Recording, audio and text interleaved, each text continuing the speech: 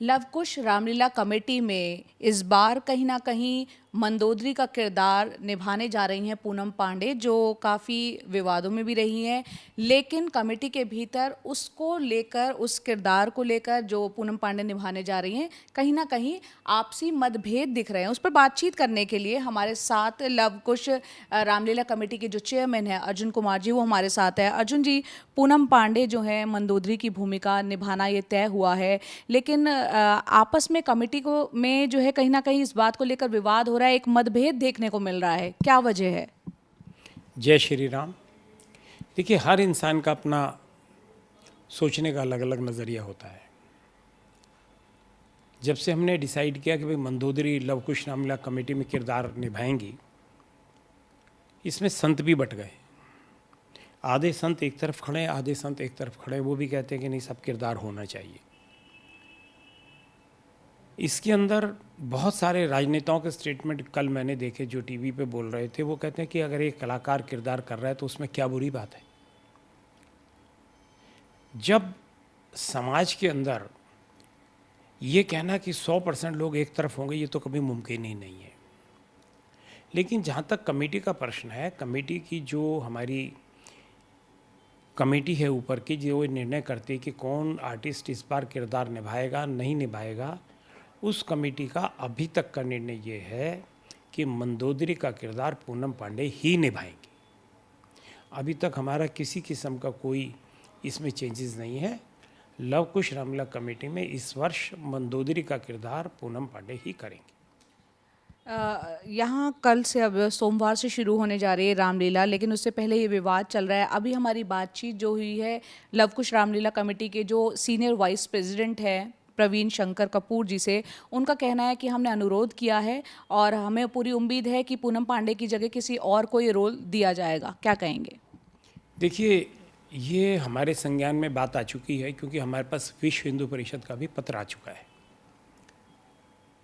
और इस पत्र आने के बाद ये हमारे कमेटी के अंदर ये विषय आएगा, क्योंकि अभी पूनम पांडे का रोल 30 सितंबर को है।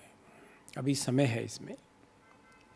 इसके ऊपर कमेटी की मीटिंग बुलाई जाएगी और बुलाने के बाद जो भी उसके अंदर निर्णय होता है उसके लिए आपको अवगत करा देंगे। तो यानी पुनर्विचार किया जा सकता है?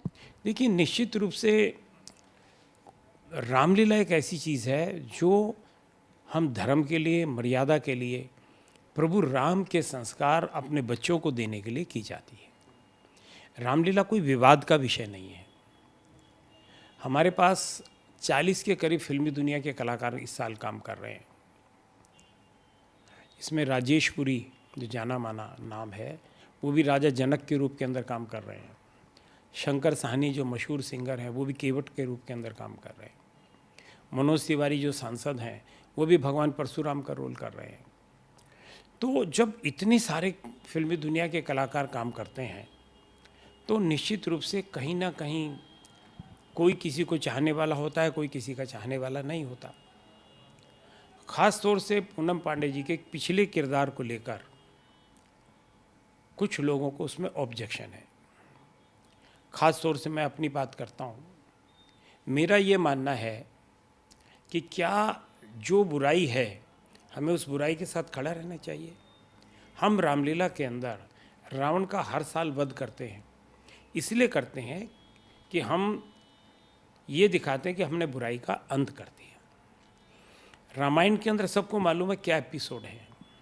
रामायण को बार बार देखने का मन करता है आदमी का कि मैं जाऊंगा, और उसको ये भी मालूम है कि आज का क्या दृश्य है, उसके बावजूद भी रामलीला को देखता है। लेकिन रावण जो त्रिलोकीनाथ है, तीनों लोकों के स्वामी है, महाज्ञानी है, आज ऐसे रावण जो अपना शीश उतारकर भगवान शिव के चरणों के अंदर अर्पण कर देते हैं, क्या आज के वक्त के अंदर कोई रावण अपना शीश काट के चढ़ा देगा? क्या आज का राम मर्यादा पुरुषोत्तम राम बन सकता है?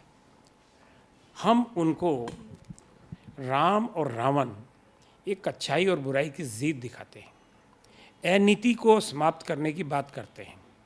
मंदोदरी का किरदार एक पॉजिटिव रोल है। मंदोदरी रावण को रोकती है हे रावण तेरे वंश का नाश हो जाएगा, तू अनीति के रास्ते पे मत चल, तू बुराई पे मत चल, अच्छाई के रास्ते के ऊपर चल। तो इसके अंदर एक पॉजिटिव रोल करने के लिए अगर एक कलाकार, एक अदाकार आ रही है तो इसमें क्या बुरी बात है। और वो भी एक महिला है। हम महिला के सशक्तिकरण की बात करते हैं, महिलाओं को आगे लाने की बात करते हैं। एक महिला आज अगर किसी पॉजिटिव रोल करने के लिए, वो भी मर्यादा के अंदर रहकर मर्यादित मंच के ऊपर करना चाहती है, तो अच्छी बात है। अच्छा, जब कलाकारों का चुनाव होता है, क्योंकि ये लव कुश रामलीला कमेटी बहुत पुरानी, बहुत प्रसिद्ध है, बहुत से लोग इसको देखने के लिए रामलीला के इस मंच पर यहाँ पर आते हैं, कलाकारों की स्क्रीनिंग कैसे होती है? देखिए, हमारी एक कमेटी बनी हुई है, जिस कमेटी के सामने जितनी एप्लीकेशंस बॉम्बे से आती हैं या व्हाट्सएप से हमारे पास रिक्वेस्ट आती हैं या मीडिया के थ्रू हमारे पास रिक्वेस्ट आती है, उन्हीं रिक्वेस्ट को हम कंसिडर करते हैं। हमें ये भी देखना होता है कि कौन सा ऐसा आर्टिस्ट है कि जो किसी आर्टिस्ट के साथ लग के काम कर सकता है। जैसे इस बार रावण के लिए आर्य बब्बर को रखा है, तो आर्य बब्बर के साथ उसी हिसाब से कद हो, काठी हो, जो खड़ा हुआ भी उसी बैकग्राउंड के अंदर अच्छा लगे। अब ये तो नहीं हो सकता कि आप रावण अगर हेल्दी है, हनुमान उससे भी ज़्यादा हेल्दी है, तो इतना बड़ा आप राम बना देंगे, वो तो संभव नहीं है ना। तो वैसे ही चेहरे, मनमोहन चेहरे हों, मनमोहक चेहरों के अंदर राम, लक्ष्मण, सीता, उसी हिसाब से जो है उनका चयन किया जाता है। आखिर में आप क्या कहना चाहेंगे कि ये विवाद जो है आपको कब तक थमता हुआ दिख रहा है? देखिए, मैं तो कहता हूँ कि धर्म के नाम पर विवाद होना ही नहीं चाहिए। अगर वो रोल करके भी चली जाएंगी तब भी विवाद थम जाएगा।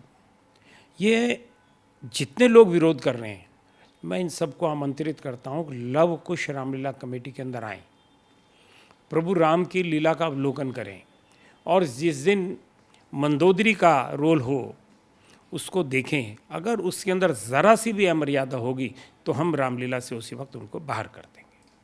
जी, बहुत बहुत शुक्रिया अर्जुन जी हमसे बात करने के लिए। तो अर्जुन जी साफ तौर पर बता रहे हैं कि लव कुश रामलीला कमेटी ने फिलहाल फैसला यही लिया है कि पूनम पांडे जो हैं मंदोदरी का किरदार निभाएंगी, और अभी उनका मंच पर ये जो भी प्रस्तुतिकरण है उसमें थोड़ा वक्त है।